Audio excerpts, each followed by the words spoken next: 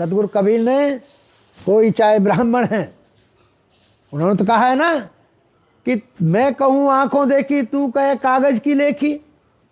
तो ये क्या था? इसलिए कभी कभी जो दलित समाज के लोग हैं वो भी ऐसी चोटी बनाते हैं, जैसे एक वर्ग विशेष बना लेता है, और उससे डर ऐसा लगता है, प्रभाव ऐसा पड़ता है कि हो न हो कोई अगर है ऊपर तो उसकी इन्हीं से एंटीना है, चोटी एंटीना, उससे बातचीत होती है सीधी, भगवान से बात इन्हीं की तो होती है। तो हमारे वाले ललुआ भी इस तरह का, ये कांशीराम साहब का दिया हुआ बड़ा प्यारा शब्द है कि बने तो हम बहुत है, हम कुछ नहीं।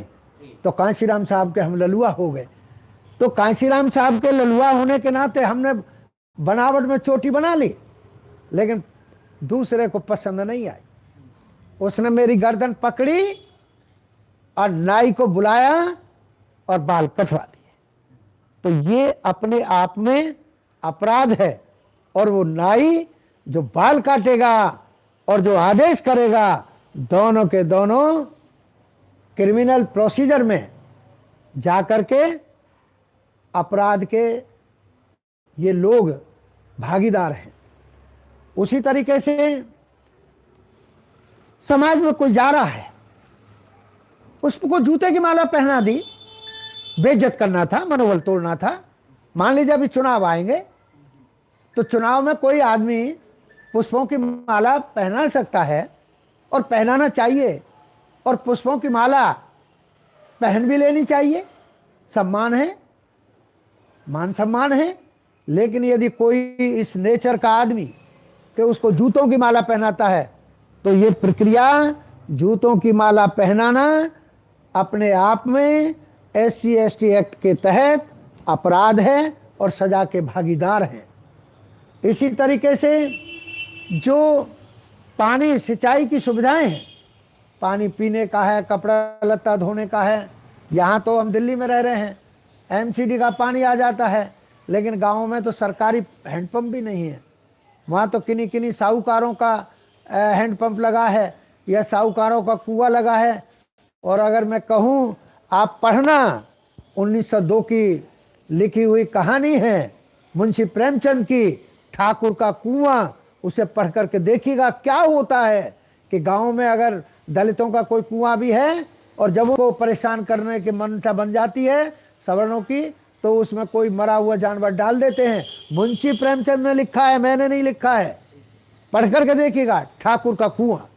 तो उनसे सबक मिलता है। और तभी इस तरह का एक्ट बनाने में जो विद्वान लोग लगे, बुद्धिमान लोग लगे, कानून का ज्ञान रखने वाले लोग लगे, सामाजिक विद्वता लगे, उन्होंने ठीक प्रोविजन किया है कि सिंचाई पानी की जो सुविधाएं हैं, सिंचाई की जो सुविधाएं हैं वहाँ तक, और जो वन हैं, जो जंगलात के जो हमारे भी अधिकार हैं कि हम वहाँ घूम सकें, बैठ सकें, उठ सकें, वहाँ अगर कोई खाने का फल है तो हम खा सकें। अगर वहाँ रोकता है तो ये रोक करने वाले का, और जो रोक है वो अपने आप में अपराध में परिभाषित होगी, और उसके लिए सजा का प्रोविजन है। मानव और पशु, मानव और पशु दोनों की जो डेड बॉडी है, मान लीजिए गांव में पशु खत्म हो गया, तो सीधा पर्टिकुलर बिरादरी का नाम मैं लेता हूं जो रिकॉर्डेबल है, अरे नो को उसको सुक्का चमार को बोलो जा करके, वो गाय मर गई है, उसे उठा ले जाएंगे। मेरी समझ में नहीं आया कि भाई गाय को पवित्र मानने वाले लोग उस दौरान कहाँ चले जाते हैं, गाय को माता मानने वाले लोग उस दौरान कहाँ चले जाते हैं कि माँ को सुक्का चमार को सौंप देते हैं कि भाई तुम इसका दाह वो करो। तो वहाँ कोई दाह संस्कार प्रक्रिया तो है नहीं, वहाँ तो खाल काटी जाती है और उस खाल को बेचा जाता है, उसके जूते बनाए जाते हैं। तो इस तरह का काम करने के लिए मजबूर करने की प्रक्रिया अपने आप में अपराध है, और जो इस तरीके से मजबूर करेगा वो अपराध करता है और उसको सजा का प्रावधान है।